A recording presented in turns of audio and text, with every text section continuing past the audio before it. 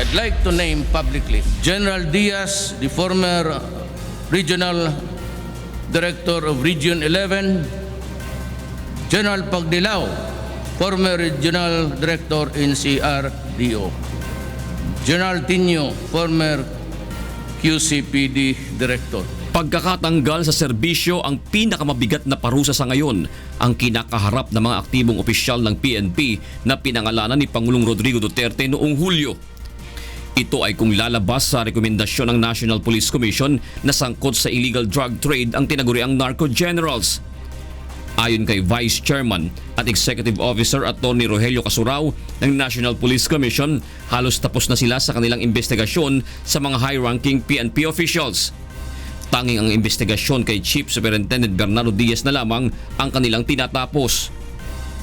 So nahuli lang ng konti to si General Diaz because of the investigation taking some time because it has to be done in Region 6. I'm very certain na by the first week of December may po-forward na namin yun sa Office of the President. Masusiraw nilang tinimbang ang bawat position papers na isinumite ng mga general. It's a matter of documentation na lang. Pero yung the reasons for the findings, the quantum of evidence, the weight of evidence that is necessary to secure a conviction, as you may call it. Hindi man binanggit ni Atty. Casurao ang kanyang rekomendasyon, aminado itong isang malalim na problema ang droga sa ating bansa na hindi nabigyan ng pansin sa mga nakalipas na panahon. To me, in fact, yan ang naging general observation. Had this been worked on early on, hindi sana ganong siguro ka lawak ang problema. Apparently, ang ating PNP before have not really been very serious in looking into this.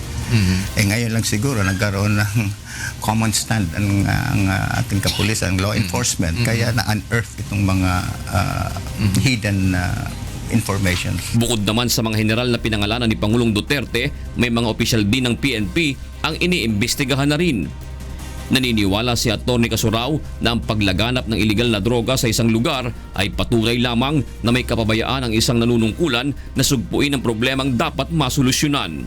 Ang incidents po, pag nakikita mo laganap sa isang lugar, Yes. and then probably, and in all likelihood, people who are supposed to look into this were not doing their job. Jun Suriao, UNTV News and Rescue, Quezon City.